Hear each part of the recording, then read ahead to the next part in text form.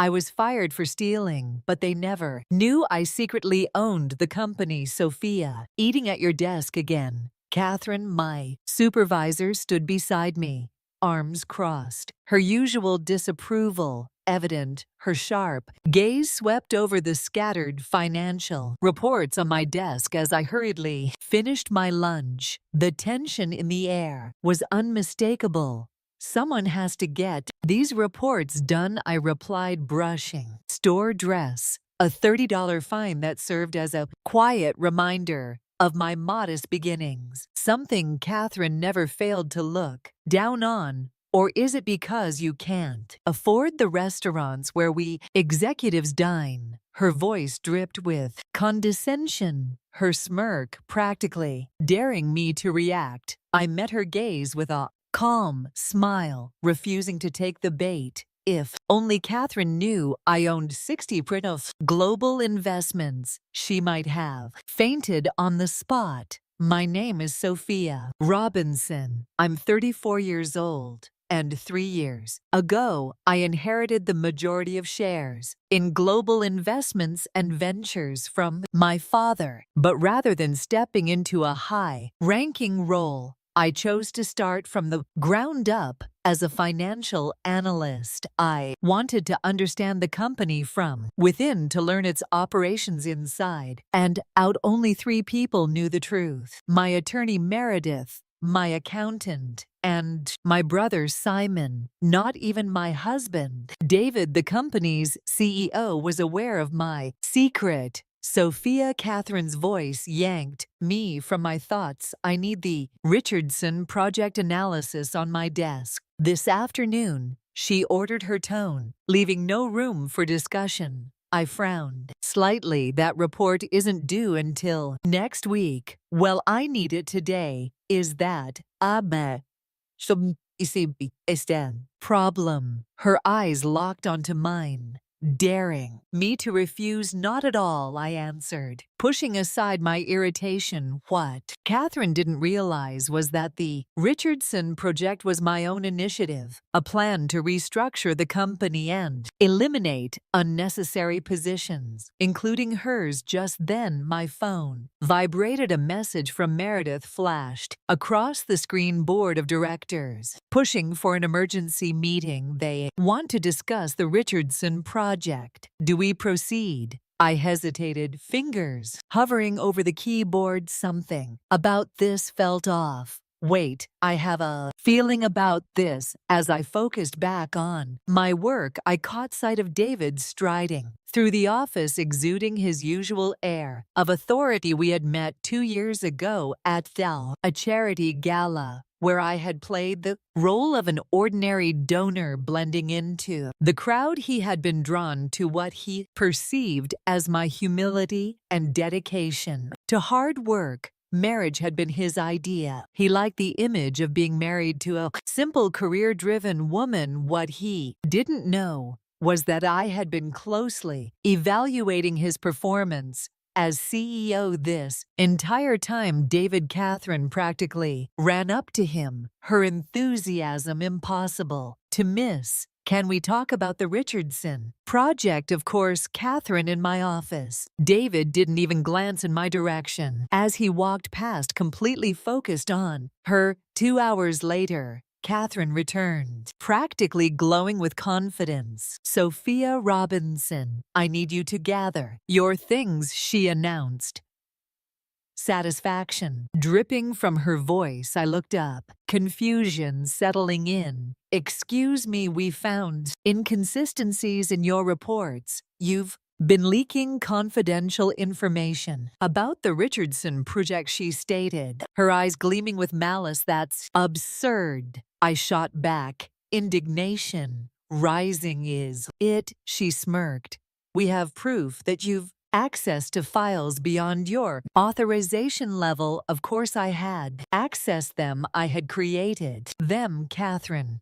This is a misunderstanding. Security. She cut me off, completely ignoring my words. Please escort Miss Robinson out of the building. As the guards approached, David appeared, wearing a mask of disappointment that only fueled my anger. Sophia, sweetheart. He sighed, shaking his head. I can't believe you would do this. I narrowed my eyes, disbelief washing over me. You too, David. As CEO, I can't make exceptions. Not even for my wife, he stated flatly, his voice void of any emotion. Catherine's smirk deepened, revving in my downfall. Thief, she sneered as security flanked me. You never work in this city again. As they syrupy voice addressing Davido, that you're divorcing her. How about dinner? We can discuss my promotion. Sitting in the parking lot trying to process the whirlwind of events, my phone buzzed. Again, another message from Meredith. Do you want me to reveal your identity now? Not yet. Wait 2 more weeks. I want to see what else they do. A quiet determination settled over me.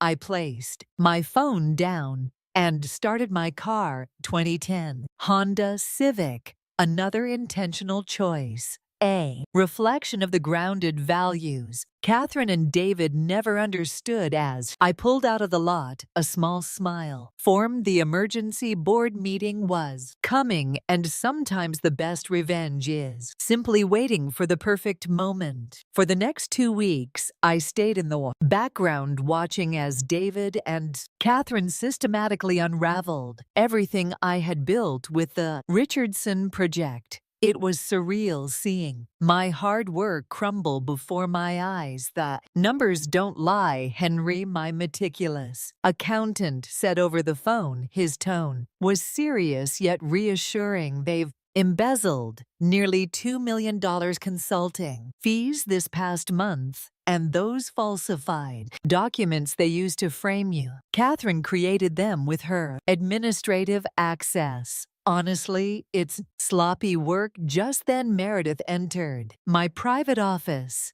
a luxurious penthouse David had never once stepped foot in. During our marriage, a space I had built for myself filled with a success he had always taken for granted. The board is in a panic, Meredith said, dropping a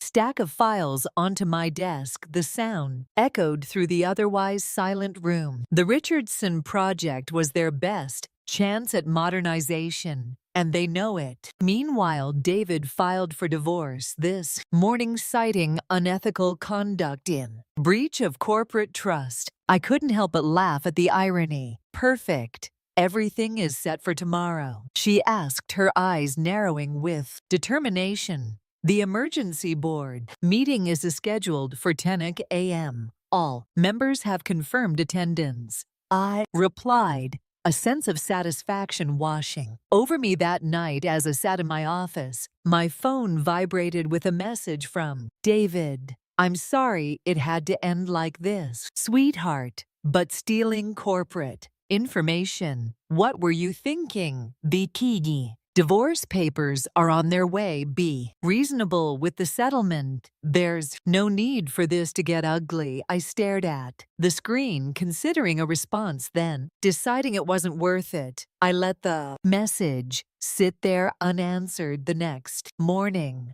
I arrived at corporate headquarters dressed in a $5,000 Chanel suit, a small indulgence I had avoided during my time undercover. The fabric felt smooth against my skin, a stark contrast to the events that had led me here. As I walked through the lobby, the receptionist, who had witnessed my humiliating exit 2 weeks ago, froze, her face pale with shock. Miss Robinson, you can't be here, she stammered, eyes wide with disbelief. Actually, I can, I said, my voice steady. Check with security. I have a meeting with the board of directors inside the conference room. David sat at the head of the long, polished table with Catherine beside him, looking more like his consort than an high executive. Seeing them together made my stomach turn, but I remained composed. What is you doing here? Catherine shot up from her chair, her expression twisting with outrage as her eyes darted between David and me. Sit down, Catherine, I said, my tone even. This concerns you directly. You don't get to give me orders. David,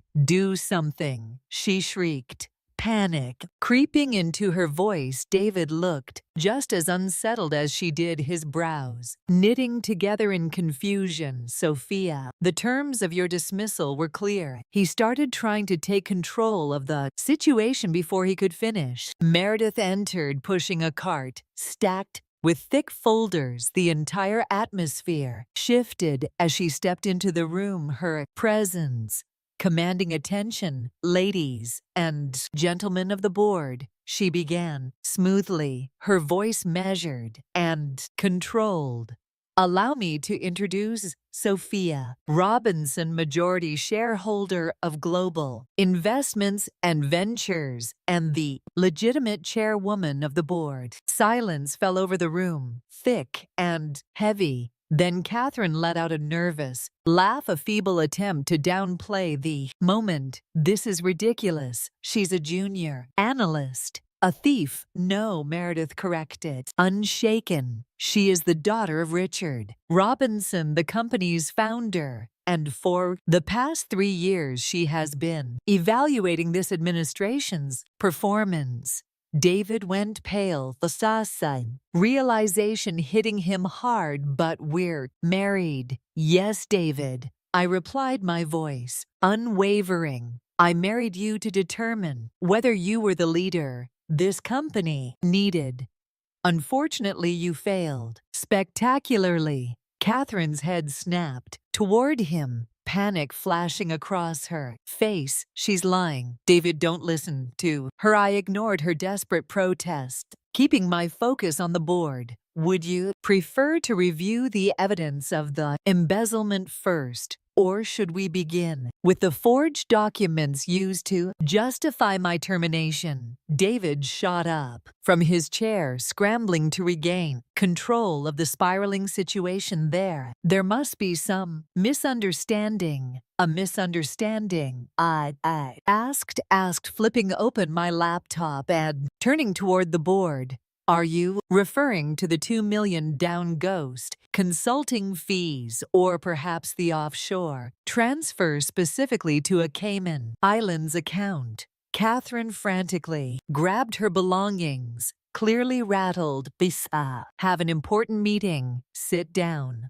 Ordered firmly. The police are waiting outside. They have a few questions about those forged documents. The room fell into a tense silence. Some board members scribbled notes. Others exchanged uneasy glances as they absorbed the evidence in front of them. Ladies and gentlemen, I continued, my voice steady, carrying weight. For the past 3 years, I have worked from the ground up, learning every facet of this company. I've analyzed our financials, studied departmental operations, and what I've uncovered is deeply troubling. With a single click, a series of data-driven charts illuminated the large screen at the front of the film room. The vibrant visuals immediately commanded attention. Under Mr. Bryant's leadership, efficiency has plummeted by 40%. A murmur rippled through the board members. That's a staggering drop. One that directly translates into lost revenue and missed opportunities. Costs have tripled in just a year, draining funds that should have been reinvested into innovation, the very foundation this company was built upon. David scoffed, frustration tightening his expression. That's not fair. I've secured new contracts. Oh, you mean the contracts with Shell, secretly owned by your brother? I raised an eyebrow, letting the of my words settle in. Yes, we uncovered that, too, along with a paper trail leading directly back to your office. Meredith, ever the professional, stepped forward with composure, distributing documents to the board. As you'll see, she said smoothly, her tone authoritative. The Richardson project, the very initiative Miss Anderson falsely accused Sophia of sabotaging, was designed to uncover these financial irregularities and safeguard the integrity of our company. This isn't just about one person, it's about the future of global innovations and ventures. David's expression shifted, desperation flickering in his eyes like someone backed into a corner with no way out. Sophia, sweetheart, we can fix this. We're a husband and wife, surely you can reconsider. I sigh, his words heavy with insincerity, reaching into my briefcase. I retrieved another folder and placed it on the table with a firm thud. About that, I began letting the moment stretch. Before continuing, here's my counter suit for divorce.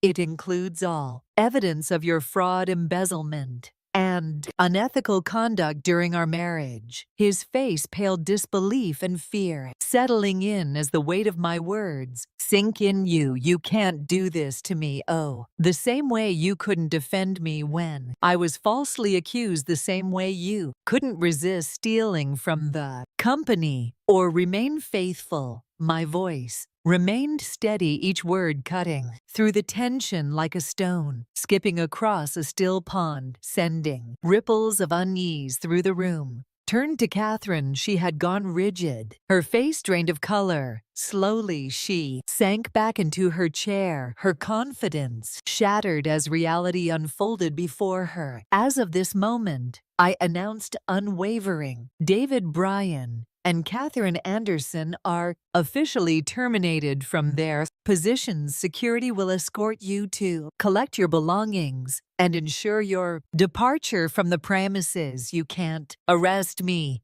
Catherine shrieked as two uniformed officers entered their presence, commanding attention. Panic laced her voice as she pointed accusing. This was all David's idea, my idea. David snapped, his anger flaring as he turned on her. You were the one who forged the documents as they were. LED away, I turned back to the board, my resolve strengthening with every word. Global Innovations and Ventures was founded by my father with one vision: to develop technology that improves lives and empowers people. Along the way, that vision was lost, buried under greed and ambition. Today we begin again, realigning with our mission and ensuring accountability at every level. After 6 months later, Global Innovations and Ventures was unrecognizable. The company had transformed in the wake of the Richardson Project. With the initiative properly executed, efficiency had skyrocketed. By Tsefa, we recruited fresh talent, revitalized leadership, and reignited our passion for innovation, restoring the spirit my father had envisioned when he founded this company. The once stagnant office now pulsed with energy, creativity, and collaboration flowed freely, replacing the fear and hesitation that once stifled progress. Employees who had been silenced by uncertainty now spoke with confidence, their voices filled with excitement about the bold future ahead. This was no longer just a workplace, it had become a thriving community, united by a shared goal to reclaim the company's legacy. Meanwhile, David and Catherine faced the looming consequences of their actions. With their reputations and ruins and careers on the line, the weight of their corporate fraud charges pressed down on them as their trial approached next month. It served as a stark reminder that every decision carries lasting repercussions. The board had taken a firm stance, making it clear that unethical behavior would not be tolerated. The company's integrity would be safeguarded at all costs. With their fate sealed, once formidable duo now stood at the brink of complete downfall, their legacies irreversibly damaged. As for me, I had reclaimed my old analyst's office, though it was no longer just a workspace. Now located on the executive floor, it stood as a symbol of perseverance and dedication, balancing my responsibilities. With purpose, I was committed to steering the company back to its core principles, while ensuring it thrived in an ever-evolving market. Every decision I made was guided by a vision of restoring integrity and building a stronger future. Some employees still gave me curious glances when they saw me having lunch at my desk, a mix of intrigue and admiration. In their eyes, to them I represent resilience, the proof that persistence pays off. I had learned that the best ideas come from staying connected to the foundation of the company I wanted to be, part of the team sharing both victories and challenges, reinforcing the belief that we were all in this together. My father used to say, "Power isn't in the title, it's in the actions." Over the past few months, I had come to fully understand the truth in those words. Real leadership doesn't come from a corner office, but from the ability to stand firm in adversity. It's about the choices made when no one is watching and the principles upheld even in the face of temptation. He was right. Sometimes you have to lose everything, or at least make it seem like you have to truly understand who you are. The journey isn't about accolades or prestigious positions. It's about authenticity, character, and staying true to one's values. And as for that 2010 Honda Civic, I kept it a small but powerful reminder of where I started and the lessons I had learned along the way. It symbolized resilience, humility, and the understanding that success isn't defined by luxury or status, but by the path taken and the impact made. As I looked out my office window, watching the city pulse with life and endless possibilities, I felt a renewed sense of purpose. Together we would rise to reclaim our identity and set a course toward a future built on integrity and innovation. The road ahead was clear, and I was ready to embrace it.